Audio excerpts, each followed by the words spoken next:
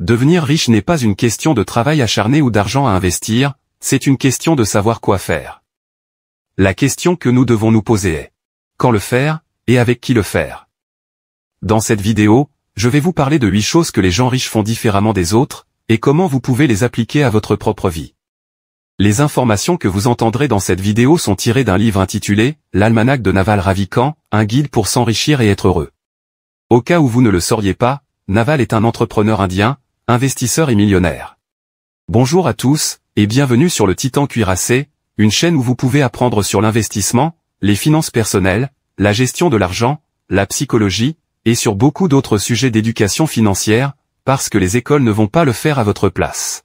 Si l'un de ces sujets vous intéresse, ou si vous voulez apprendre à mieux gérer votre argent, et à jouir d'une plus grande liberté financière, n'oubliez pas de vous abonner, de me laisser un like, et d'activer la cloche des notifications pour être averti chaque fois que je publierai une nouvelle vidéo.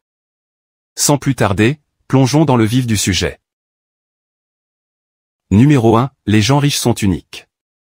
Décider sur quoi travailler est l'une des plus grandes décisions que nous ayons à prendre dans la vie, et ce que nous décidons habituellement c'est que nous sommes trop jeunes et immatures. C'est pourquoi beaucoup de gens restent coincés pendant des décennies avec une carrière qui ne répond pas à tous leurs besoins. Et même si vous avez la possibilité de changer de carrière plus tard, vous devez savoir comment le faire, sinon vous pourriez finir par faire le mauvais choix une fois de plus, et perdre plus de temps. C'est pourquoi vous avez besoin de savoir comment choisir le meilleur métier. Alors, comment choisir le meilleur métier pour vous? Est-ce que c'est celui que vous aimez le plus? Celui qui vous rapporte le plus d'argent? Celui pour lequel vous avez toujours été doué? Selon l'auteur, ce n'est aucun d'entre eux. Ce dont vous avez besoin c'est d'une combinaison de ces 3 facteurs, et cette combinaison est ce qui vous rend unique. C'est un processus délicat, mais voici 3 conseils pour trouver votre unicité. Numéro 1, poursuivez votre véritable curiosité et votre passion, plutôt que le métier qui est en vogue en ce moment. C'est essentiel, car vous ne pouvez pas aller trop loin dans quelque chose que vous détestez ou qui vous ennuie. Numéro 2, si cela vous divertit maintenant, mais vous ennuiera un jour, il s'agit d'une distraction. Continuez à chercher. Numéro 3, trouvez ce que vous faisiez quand vous étiez enfant ou adolescent, presque sans effort. Quelque chose que vous ne considériez même pas comme une compétence, mais que les gens autour de vous ont remarqué. Votre mère ou votre meilleur ami d'enfance le saurait. Voici quelques exemples de ce que vos connaissances spécifiques pourraient être. La vente, la cuisine, apprendre un instrument de musique, apprendre de nouvelles langues, avoir le souci du détail, faire des commérages. Peut-être pensez-vous que faire des commérages n'est pas une connaissance spécifique, mais un défaut. Certaines de vos compétences spécifiques peuvent ressembler à des défauts, mais ne les ignorez pas, car elles font toujours partie de votre singularité. La capacité à découvrir les derniers ragots et à les transmettre de manière intéressante par exemple, peut faire de vous un journaliste à succès. Donc, la première leçon est la suivante. Si vous voulez être riche, vous devez trouver votre singularité. Numéro 2, les gens riches trouvent un travail qui ressemble à un jeu. L'une des principales raisons pour lesquelles les gens rêvent de la retraite, est qu'ils veulent arrêter de travailler. Pourquoi? Peut-être parce qu'ils sont fatigués, peut-être parce qu'ils n'aiment pas leur travail, peut-être parce qu'il les a épuisés. Mais nous ne voulons pas prendre notre retraite pour le plaisir. Si vous faites quelque chose qui ressemble à un jeu pour vous, la retraite ne sera plus un objectif. Demandez-vous. Quelle est votre définition de la retraite? Est-ce qu'il s'agit d'arrêter de travailler, ou est-ce qu'il s'agit d'avoir du temps libre pour faire seulement ce que vous aimez? Disons que vous voulez prendre votre retraite pour pouvoir voyager davantage, parce que c'est ce que vous aimez. Si vous pouvez gagner de l'argent en voyageant, et que cela devient votre travail, alors, vous n'aurez jamais besoin de prendre votre retraite. Une façon de prendre sa retraite est d'avoir tellement d'argent épargné que vos revenus passifs couvrent toutes vos dépenses. Une deuxième façon est de n'avoir aucune, ou presque aucune dépense comme un moine. La troisième façon est de faire quelque chose que vous aimez, vous y prenez tellement de plaisir qu'il ne s'agit plus de l'argent. De cette façon, vous pourriez travailler pour toujours et ne jamais être fatigué. C'est la retraite anticipée. Les gens pensent que vous travaillez, mais en fait, vous vous amusez et vous profitez. C'est comme des vacances. L'auteur dit que sa définition de la retraite est quand vous arrêtez de sacrifier aujourd'hui pour un demain imaginaire. Peu importe que vous travaillez ou non, que vous gagnez de l'argent ou non, ce qui compte, c'est que vous viviez aujourd'hui comme vous le souhaitez, au lieu de reporter vos désirs au moment où cela sera financièrement possible. Cela signifie que vous travaillez non pas parce que vous devez payer les factures qui arriveront bientôt, mais parce que vous aimez votre travail et que vous voulez le faire tout le temps. Il ne s'agit plus de gagner de l'argent pour l'avenir, il s'agit de profiter de la vie aujourd'hui. Numéro 3, les gens riches disent non. Supposons que vous êtes dans une relation depuis 5 ans et qu'elle devient enfin sérieuse, et que vous vous préparez à vous marier. Mais, votre réaction vous surprend vous-même. Au lieu de vous sentir incroyablement heureux, vous vous surprenez à ressentir du doute et de la peur. Que faites-vous? L'auteur dit que la réponse est très claire. Vous ne devriez pas le faire. Si vous ne pouvez pas décider, la réponse est non. C'est vrai pour d'autres domaines de votre vie aussi. Considérez ces situations. Devrais-je prendre ce job? Devrais-je acheter cette maison? Devrais-je déménager dans cette ville? Devrais-je faire des affaires avec cette personne? Si vous ne pouvez pas prendre une décision claire, la réponse est non. Et la raison en est que la vie est tellement pleine d'options. L'auteur dit qu'il y a des centaines de milliers de jobs disponibles, des millions de villes où vous pouvez déménager, des milliers et des milliers de personnes que vous rencontrerez tout au long de votre vie, des maisons que vous pouvez acheter, des hobbies que vous pouvez entreprendre. Il y a tellement de choix, et ces choix doivent être bien pensés. Pensez aux investissements boursiers par exemple. Vous passez une année à rechercher et à décider, et seulement quelques minutes à agir. Mais, si vous décidez bien, ces quelques minutes vont vous rapporter beaucoup d'argent. La phase de recherche et de décision est la plus importante. Lorsque nous sommes jeunes, beaucoup de gens se précipitent pour traverser cette phase. Épouser leur première petite amie, choisir le premier métier qui les intéresse, acheter une maison dans la ville où ils ont toujours vécu. Où vivre? Qui épouser? Quel métier choisir? Ce sont les 3 décisions les plus importantes que vous prendrez dans votre vie. Elles influenceront, voire détermineront carrément de nombreux aspects de votre avenir. Votre qualité de vie, si vous devenez riche ou non, si vous êtes heureux ou non. Passez autant de temps à décider qu'il le faut. Pendant la prise de décision, le cerveau est une machine à prédire. La mémoire y pense que X est arrivé dans le passé, donc X arrivera dans le futur. Par exemple, la dernière fois que je suis allé à New York, j'ai été volé, et j'ai eu une mauvaise expérience. Donc, je ne veux plus aller à New York. C'est une terrible façon de prendre des décisions, basées sur 2 circonstances spécifiques qui vous guident mal. Ce que vous voulez vraiment à la place, c'est créer de bons modèles mentaux. Considérez-les comme des pointeurs ou des guides. Des choses dont vous devez vous souvenir quand votre processus de prise de décision s'embrouille. Par exemple, l'un de vos modèles mentaux pourrait être: mes objectifs sont plus importants que ce que les autres pensent de moi. Maintenant, lorsque vous vous verrez en train d'essayer de décider si vous devez acheter un nouveau costume pour aller au mariage de votre frère, ou si vous devez économiser de l'argent pour voyager, vous saurez exactement quel est le bon choix, même si vous êtes tenté de vous mettre sur votre 31. Il s'agit d'un exemple très simple, mais vous pouvez également utiliser les modèles mentaux pour des décisions plus complexes. Imaginez une femme qui a le modèle mental suivant. Profiter de mon temps seul est plus important que d'être avec ma famille. Cette femme serait-elle heureuse si elle se mariait avec un homme qui veut être père? Probablement pas. Les personnes qui accordent plus d'importance au temps libre qu'à la famille ne devraient pas être des parents, car, une fois que vous avez un enfant, vous n'avez que très peu de temps, et ceci pendant des années. Elle ne serait pas heureuse et lui non plus. S'ils sont amoureux, cela pourrait être une situation très difficile de rompre leur relation. Mais, peut-être que cela évitera aussi d'énormes déceptions et disputes à l'avenir. Prenez des décisions difficiles maintenant pour que votre avenir soit serein. Il en va de même pour vos décisions professionnelles. Peut-être que décider de ne pas devenir avocat comme votre père l'a toujours espéré, est une décision difficile qui vous fera souffrir. Peut-être qu'abandonner l'université pour ouvrir votre propre entreprise est ce qui vous semble juste, mais il est difficile de franchir ce pas. Mais, si une décision vous semble juste et correspond à vos plans de carrière à long terme, prenez-la. Au lieu d'éviter la douleur maintenant et de repousser votre souffrance, dites non à tout ce qui n'est pas ce que vous voulez.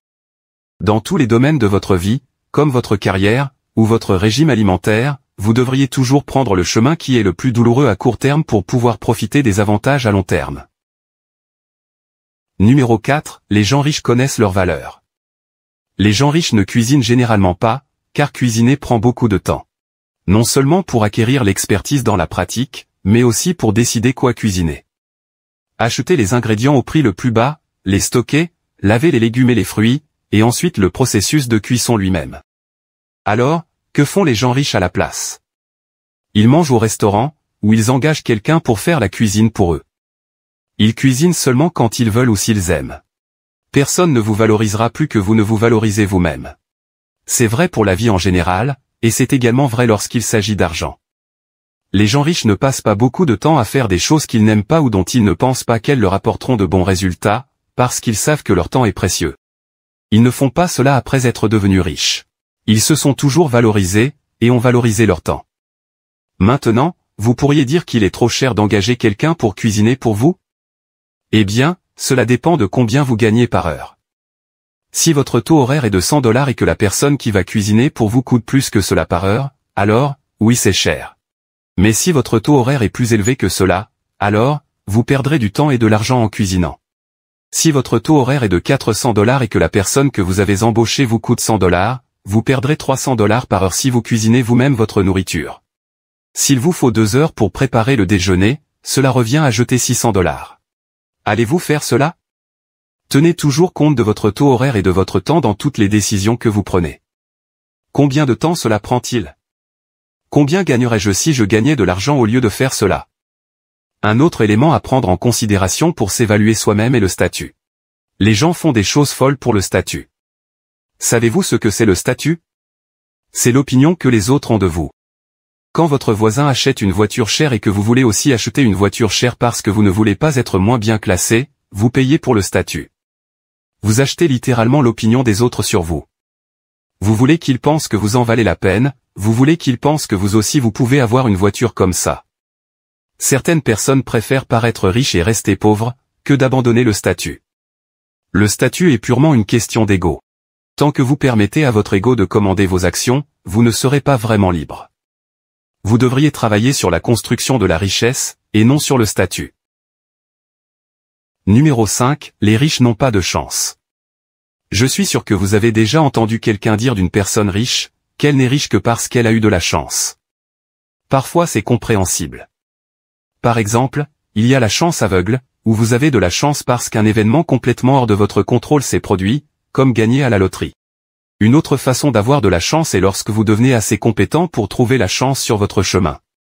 Supposons que vous êtes confronté à une énorme opportunité d'investissement dans l'immobilier, mais vous ne connaissez rien à l'investissement immobilier.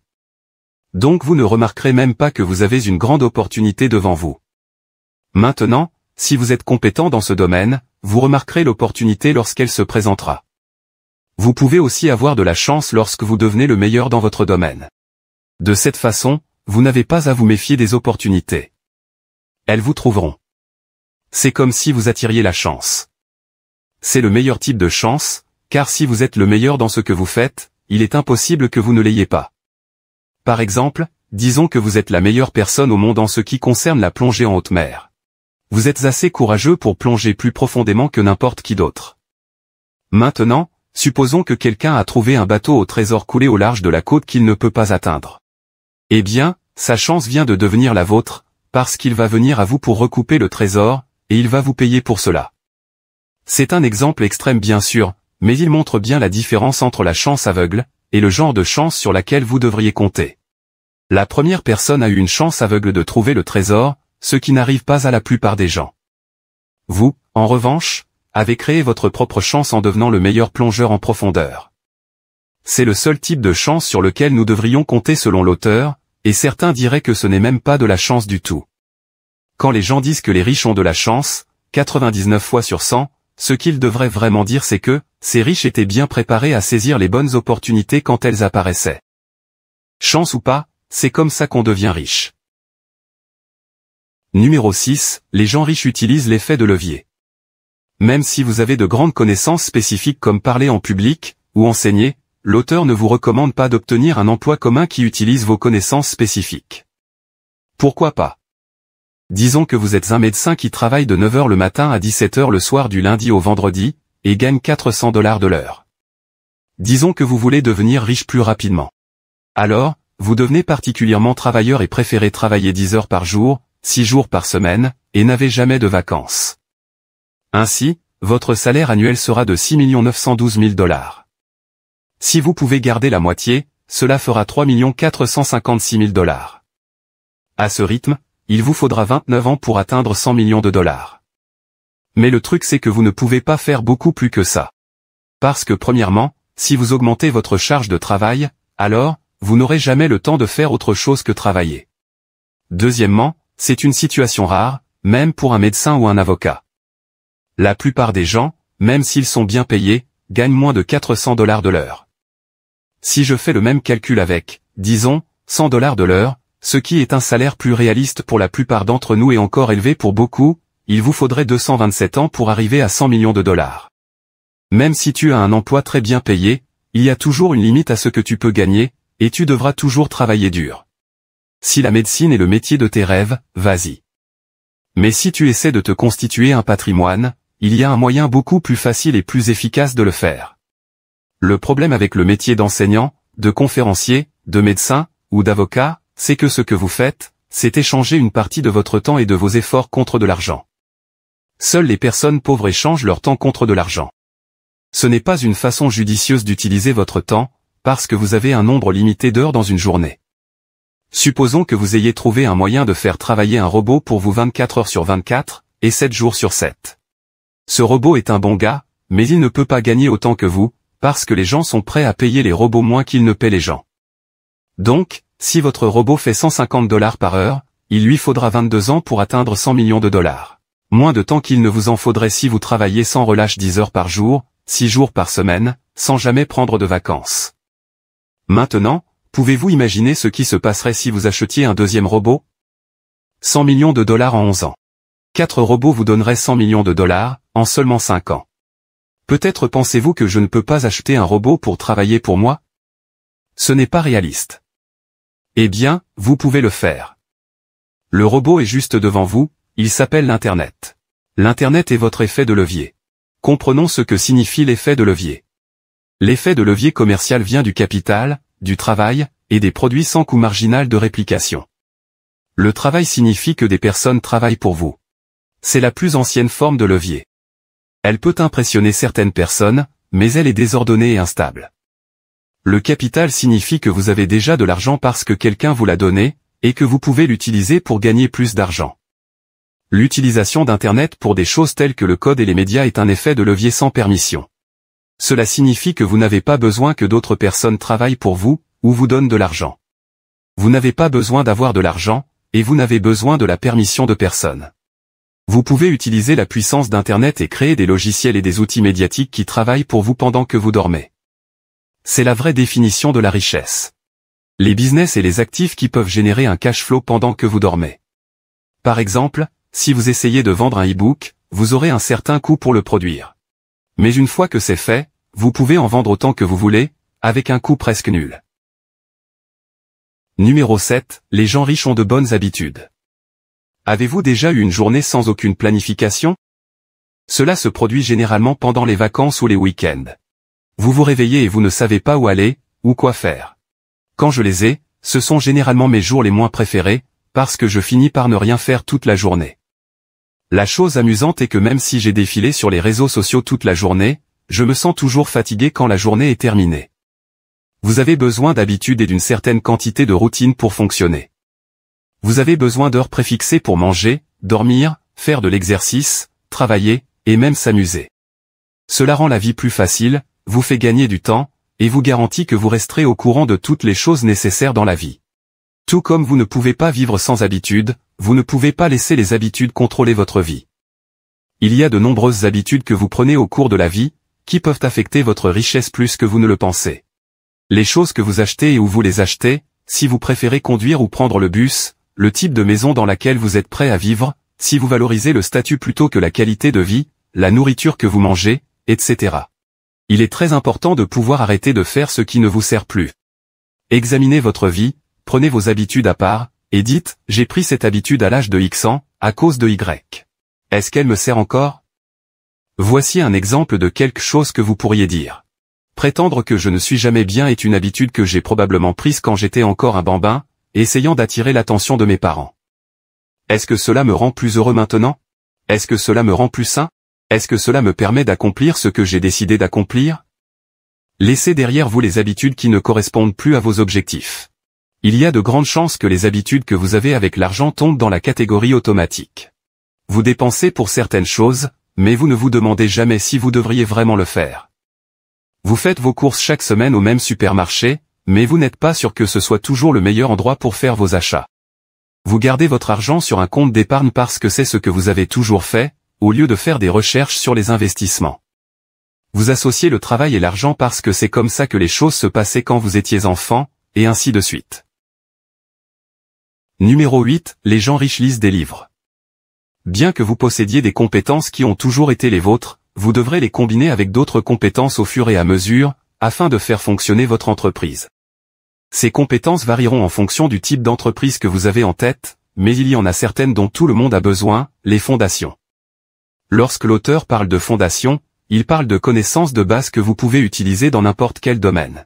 Vous aurez toujours besoin de mathématiques de base, quel que soit le type d'entreprise que vous avez.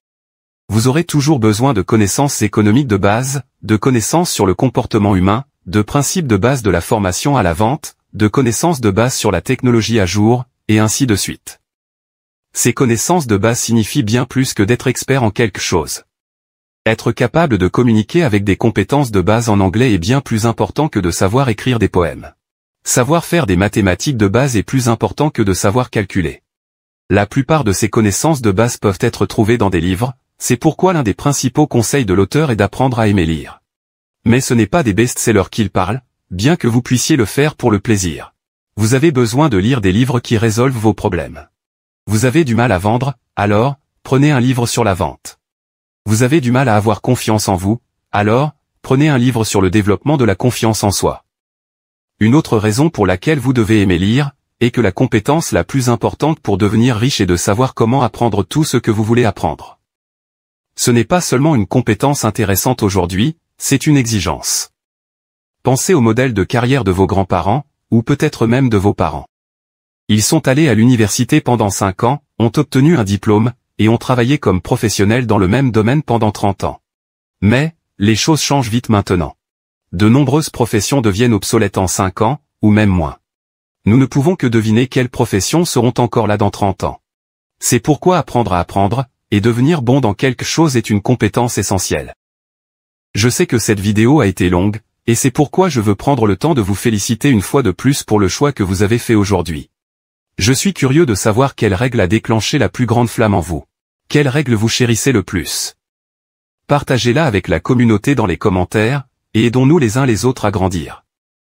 Et bien sûr, puisque c'est une si longue vidéo, je ne m'attendais pas vraiment à ce que quelqu'un soit encore là à ce stade. Alors, voici un bonus pour ceux d'entre vous qui regardent encore, car vous l'avez bien mérité. Numéro 9, les gens riches valorisent la paix. Maintenant, c'est ce qui est le plus intéressant. L'auteur dit que lorsque vous serez enfin riche, vous réaliserez que ce n'était pas ce que vous recherchiez en premier lieu. Ce que vous vouliez vraiment, c'était la liberté et la paix. La paix est le but final dans la vie. Lorsque vous atteindrez enfin votre but et deviendrez riche, n'oubliez pas pourquoi vous avez travaillé si dur. J'espère vraiment que ce bonus en valait la peine pour vous aujourd'hui. C'est probablement l'une des vidéos les plus utiles que j'ai faites cette année jusqu'à présent, et j'étais vraiment excité de la partager avec vous. Je suis très heureux de voir la communauté s'engager de la sorte. Merci d'avoir passé un peu de temps avec moi. N'oubliez surtout pas de vous abonner, de me laisser un like, et d'activer la cloche des notifications pour être averti chaque fois que je publierai une nouvelle vidéo, car j'en ai beaucoup d'autres de ce genre à venir prochainement, ainsi que des résumés de livres, et d'autres choses amusantes. Merci d'avoir regardé, et passez une bonne journée.